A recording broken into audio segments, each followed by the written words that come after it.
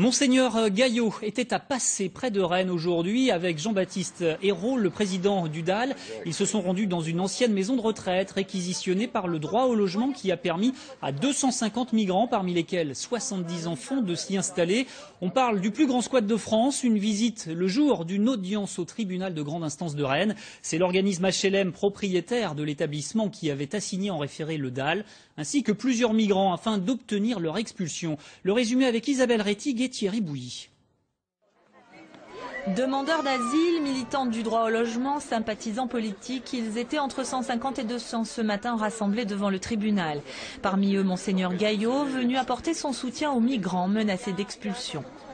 Le droit au logement, c'est un droit fondamental qu'il faut respecter à tout prix, c'est l'honneur de la société. Et il ne suffit pas de se reposer sur des associations, c'est la loi qui doit primer. Appliquer la loi de réquisition aussi, qui est importante. On ne peut plus laisser des logements inoccupés pour des raisons en général spéculatives, parce que c'est bien de ça qu'il s'agit. Bon, peut-être pas pour passer, il semblerait qu'il y ait un projet social. Et bien en attendant que ce projet social se mette en place, il n'y a pas urgence à les foutre dehors. Car l'affaire du squat de Passé est devenue un enjeu politique. Si le droit à la propriété n'est pas remis en cause par le DAL, l'association demande aujourd'hui au gouvernement de faire face à ses obligations en trouvant une solution durable pour héberger les demandeurs d'asile. En attendant, les familles doivent pouvoir vivre dans des conditions décentes. Le DAL espère donc obtenir un délai minimum de 8 mois. Il sait très bien, ce tribunal, que si on les expulse, ces personnes seront à la rue concrètement. Il y a 70 enfants.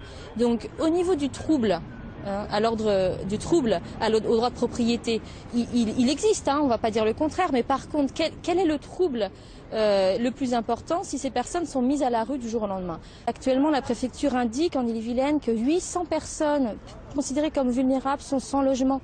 Donc on ne peut pas non plus déposer massivement des requêtes auprès du tribunal puisque les logements n'existent pas. Le DAL a rencontré Cécile Duflot à 2 reprises et espère que la ministre du Logement sera de bons conseils auprès de son collègue de l'Intérieur. Quant à la société HLM, propriétaire de la résidence de Passé, elle n'a pas souhaité s'exprimer avant de connaître le jugement le 20 juillet prochain.